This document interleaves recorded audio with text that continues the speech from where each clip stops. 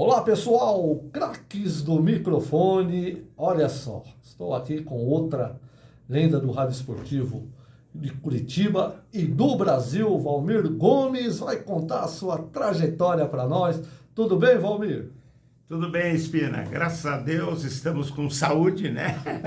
e com muita vontade de participar do teu programa e contar um pouco, né, da nossa história para os telespectadores do teu programa. E você começou onde, Valmir? Já tinha essa vocação pelo rádio? Quando você percebeu isso aí? Bom, eu sou de Porto Alegre, do Rio Grande do Sul, e tem uma máxima lá no Rio Grande do Sul que o gaúcho não vive sem rádio, né?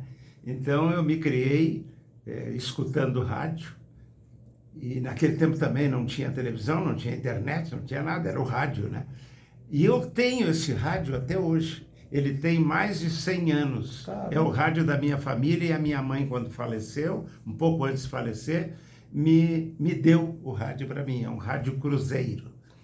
Então, o meu início no rádio foi sem querer, sendo ouvinte, né? E sendo ouvinte, eu me encantei pelo rádio, mas não imaginava de maneira nenhuma trabalhar em rádio. Eu tinha dois nortes, assim, né? Um é que eu era vendedor, eu trabalhei muitos anos numa empresa sueca chamada Companhia SKF do Brasil Rolamentos.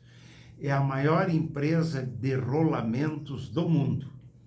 O aço sueco é considerado o aço de melhor qualidade do mundo. Então, nesta empresa eu aprendi a vender. E eu imaginava que essa seria a minha carreira. E, de fato, até hoje eu sou um pouco vendedor.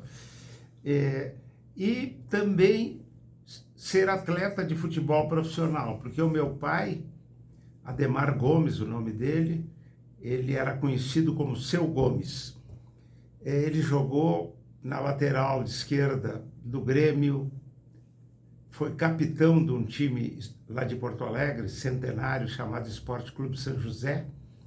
E eu praticamente nasci dentro do campo do São José, porque por uma história interessante destas da vida, ele saiu do Grêmio para ir jogar no São José para melhorar a família, o atendimento dele à família. Porque nós éramos muito pobres, e lá em Porto Alegre, antes das favelas, o que tinha era casas de parede meia. O que é isto? 3 famílias pobres alugavam uma mesma casa e dividiam a casa nas 3 famílias.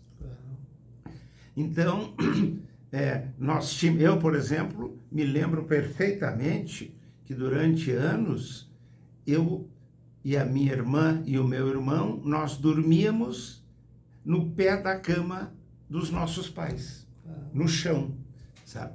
E quando o São José quis fazer um time para ser campeão gaúcho, em 1947, eles foram buscar alguns jogadores que eles imaginavam que pudessem ajudar para o título. E um deles era o meu pai. E o meu pai só saiu do Grêmio porque ia dar um conforto maior para a família. O que o São José prometeu para o meu pai? Prometeu uma casa mobiliada, sem pagar água, sem pagar luz, sem pagar... Naquele tempo não tinha... Até telefone fixo era muito difícil, então não tinha telefone. E somente nossa. E isso fez o meu pai aceitar a proposta. A proposta foi feita pelo presidente, então vereador de Porto Alegre, e um arrozeiro muito rico, muito abastado, chamado Osório, sabe?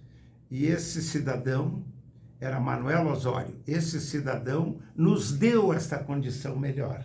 Agora tinha o bônus e o ônus. Sabe qual era o ônus? O ônus era o meu pai jogar pelo salário do clube, né? Que era um salário mais baixo que o do Grêmio. Saiu de um time grande Para ir para um time menor. jogar pelo salário do clube, e que nós, da família, ajudasse a cortar a grama do campo, marcar o campo em dias de jogos, lavar fardamento. E a minha mãe e a minha irmã lavaram o fardamento do clube. Caramba. Então, isto foi a minha história no futebol. Eu depois joguei no São José. Jogou no São José? Joguei. Depois, anos depois... Lateral direito? Lateral direito, depois. Meu pai era lateral esquerdo, eu joguei de lateral direito. E joguei no Renner, Grêmio Esportivo Renner, que foi campeão gaúcho de 54, né? Joguei em Taquara, uma cidade próxima. Joguei em alguns clubes lá. E estava fazendo uma carreira. Só que a empresa onde eu trabalhava, a SKF, me pagava muito bem. E eu não podia deixar de trabalhar na empresa, porque eu ganhava muito mais na empresa do que no futebol. E por causa disso eu vim para Curitiba. Porque um diretor da SKF veio para Curitiba para abrir uma empresa de rolamentos dele em Curitiba. E eu tinha um certo nome como dentro da empresa, e ele me convidou para ser o gerente de compra e vendas. Tinha o sócio dele, que era o gerente geral da empresa, e eu com 21 anos, 22, eu era encarregado de todas as compras e de todas as vendas da empresa. Por isso eu vim para Curitiba em 62. E como é que eu entrei no futebol? No rádio. Um belo dia... Aí largou a carreira de futebol, estava aqui... Não, aqui eu joguei no Internacional de Campo Largo, tudo meio amador. Amador. Mas de liga. Certo, era outro nível. Assim, era um nível abaixo, né? Antes do profissional. Aí eu joguei no Internacional de Campo Largo, onde fui campeão, tenho amigos até hoje, é uma cidade aqui próxima de Curitiba. Joguei em Araucária, onde também fui campeão. Outro dia, o Araucária fez 100 anos, me fizeram uma homenagem muito bonita lá, sabe? E joguei em vários clubes aqui da cidade nos fins de semana. E, inclusive, tem um time chamado Piriri, que nós temos aqui, temos em Porto Alegre, tínhamos também em Santa Catarina, em Florianópolis, que era o pessoal que ia saindo de Porto Alegre e ia se agrupando ao Piriri. E hoje... o Piriri existe ainda como time amador aqui em Curitiba, e em Porto Alegre eles não jogam mais com outros clubes, eles jogam só entre eles, porque o pessoal envelheceu e faz aquelas peladas e tal. Então, aí, como é que eu fui parar no rádio?